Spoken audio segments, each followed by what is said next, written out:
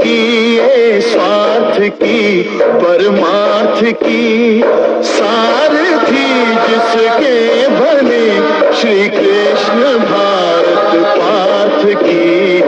शब्द दिग्घोषित हुआ जब सत्य सार्थक सर्व था, शब्द दिग्घोषित हुआ।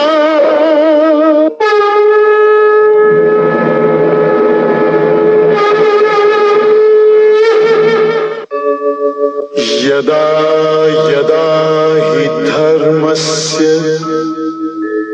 ग्लानिर्भवति भारत, अभ्युत्थानम् अधर्मस्य तदात्मानं सृजाम्यहम्।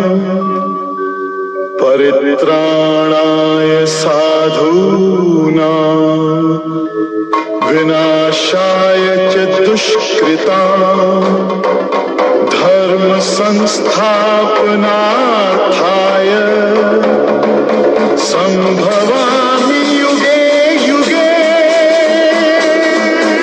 सीख हम बीते युगों से नए युग का करे स्वागत, करे स्वागत, करे स्वागत, करे स्वागत।